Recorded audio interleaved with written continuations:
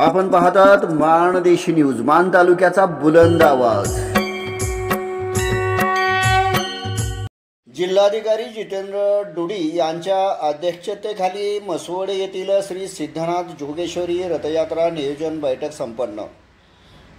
मसवड येथील श्री सिद्धनाथ जोगेश्वरी रथयात्रा 2 डिसेंबर रोजी होणार आहे।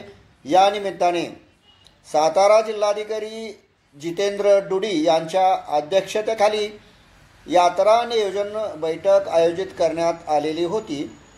यावेळेला प्रांताधिकारी उज्ज्वला गाडेकर, तहसीलदार महेश आहिर, मसवड नगरपालिका मुख्याधिकारी सचिन माने, आरोग्य विभाग कर्मचारी, एसटी कर्मचारी व सार्वजनिक बांधकाम विभागाचे कर्मचारी, वीज मंडळ अधिकारी, पोलीस निरीक्षक सकाराम बिराजदार यांच्यासह श्रीमंत गणपतराव राजेमाने, श्रीमंत प्रतापसिंह राजेमाने, श्रीमंत ॲडव्होकेट पृथ्वीराज राजेमाने, श्रीमंत तेजसिंह राजेमाने, श्रीमंत दीपसिंह राजेमाने, श्रीमंत विश्वजित राजेमाने, श्रीमंत सयाजीराजे राजेमाने, इंजिनियर सुनील पोरे, श्री सिद्धनाथ देवस्थान ट्रस्टचे पदाधिकारी वैभव गुरव, नगरसेवक अखिल काजी, युवराज सूर्यवंशी आदी मान्यवर, माळी लोहार सुतार इत्यादी मानकरी उपस्थित होते।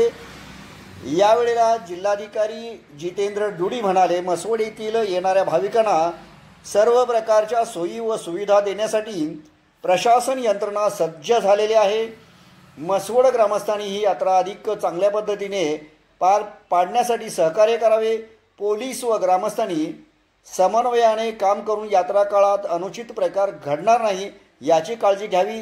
तसेच वीज, पाणी व स्वच्छता या विभागाच्या नगरपालिकेच्या कर्मचाऱ्यांनी अधिक चांगल्या पद्धतीने काम करून मसवड यात्रेचा नावलौकिक वाढवावा व सातारा जिल्ह्यामध्ये आदर्श मसवड श्री सिद्धनाथ यात्रेची परंपरा कायम जपावी असे आवाहन यावेळेला जिल्हाधिकारी डुडी यांनी केलेले आहे।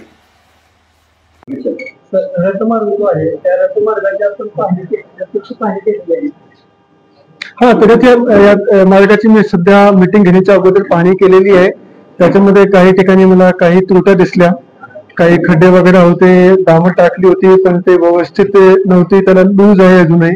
तर त्याच्याबद्दल PWD आणि MSRDC त्या दोघांनाही सूचना दिलेली आहे की उद्या संध्याकाळपर्यंत त्यांना एकदम व्यवस्थित करून आमच्याकडे त्यांनी कंप्लीट रस्त्याचा व्हिडिओ पाठवायचे आहे, जेणेकरून आपल्याला फाईन शोध येतील की त्यांना रस्ता जे आहे ते व्यवस्थित केलेला आहे।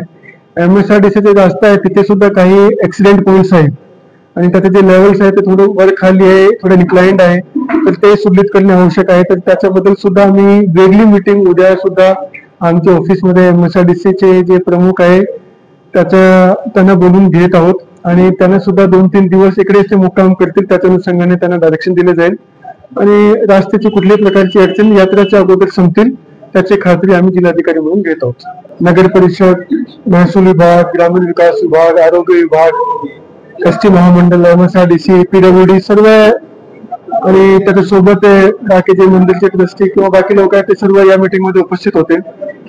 सर्व लोकांना त्याच्या कामाची सूचना देण्यात आली होती। मागच्या वेळी आपण काही वेगळ्या पद्धतीचे नियोजन केले होते मागच्या वर्षी, तर त्याच पद्धतीने नियोजन यावेळी सुद्धा करण्यासाठी सांगितलं आहे। याच्यामध्ये सर्वात महत्वाची गोष्टी जी असतात ते असतात पाणीबद्दल व्यवस्था असणे, पार्किंगची व्यवस्था असणे, आरोग्याची व्यवस्था चांगल्या पद्धतीने असली पाहिजे, त्याच्याशिवाय स्वच्छता सुद्धा चांगल्या पद्धतीने झाली पाहिजे आणि एकदा यात्रा संपली तर त्याच्यानंतर सुद्धा स्वच्छता तत्काळ झाली पाहिजे। तर त्याच्या अनुषंगाने वेगवेगळे नियोजन बद्दल सूचना दिलेली आहे। स्पेशली स्वच्छतेसाठी संपूर्ण जिल्ह्याचे जे आमचे कर्मचारी आहे, वेगवेगळे नगर परिषद किंवा नगरपंचायतमध्ये काम करतात त्यांना या ठिकाणी आम्ही उपलब्ध करून देणार आहोत। जवळचे जे नगर परिषद किंवा महापालिका आहे तिथून सुद्धा आम्ही काही शौचालय इकडे या ठिकाणी मूव्हेबल टॉयलेट्स उपलब्ध करून देणार आहोत, जेणेकरून लोकांना कुठल्याही प्रकारचा स्वच्छताबद्दल त्रास नाही झाला पाहिजे। पार्किंगची व्यवस्था वेगवेगळ्या ठिकाणी केलेली आहे। बसेस जे आहे एसटी महामंडळाला सूचना दिलेली आहे की नवीन आणि चांगली बसेस जे आहेत ते उपलब्ध करून द्यावा, जेणेकरून बस बंद नाही पडली पाहिजे आणि जे श्रद्धाळू जे येणार आहेत ते या ठिकाणी व्यवस्थित पोहोचले पाहिजे आणि परत पण व्यवस्थित गेले पाहिजे। आणि याच्याशिवाय पोलीस विभागाने सुद्धा त्याची सूचना दिलेली आहे की पार्किंगची व्यवस्था असेल किंवा जे लोकांचा मुवमेंट असेल त्याच्यामध्ये कुठल्याही प्रकारची अडचणी निर्माण नाही झाली पाहिजे। शेवटी आमचा उद्देश असा आहे की हा यात्रा मध्ये मोठ्या प्रमाणावर साताराचे बाहेरचे लोक येतात आणि इकडचे जे आपले कामगिरी आहे ते बघून ते सातारा जिल्ह्याचे प्रशासन आणि इकडचे जे लोक आहेत त्याच्याबद्दल एक प्रतिमा निर्माण करतात, इमेज निर्माण करतात. तर त्याच्या अनुषंगाने व्यवस्थित पद्धतीने नियोजन प्रशासनाने केलं पाहिजे, म्हसवडचे जे लोक आहेत त्यांनी केलं पाहिजे, जेणेकरून ते एक चांगला मेसेज घेऊन बाहेर जातील. एक आदर्श यात्रा आपण या ठिकाणी पार पाडू. तर त्याच्या अनुषंगाने संपूर्ण नियोजन प्रशासन आणि त्याच्यासोबत म्हसवडचे जे नागरिक आहे ते मिळून करत आहेत आणि त्याच्यामध्ये सर्वांचं सहकार्य जे आवश्यक आहे. आणि त्याच्या अनुषंगाने मी हाच आवाहन करू इच्छितो की म्हसवडचे सर्व जे नागरिक आहेत त्यांनाही प्रशासनाची मदत करावी आणि आपल्या सातारा जिल्ह्याचं आणि म्हसवड जिल्ह्याचं एक चांगलं नाम साताराचे बाहेरून जे येणारे लोक आहेत त्याच्यामध्ये मध्ये जाईल तसा नियोजन आपण करून एक चांगली यात्रा पार पाडू. चालेल.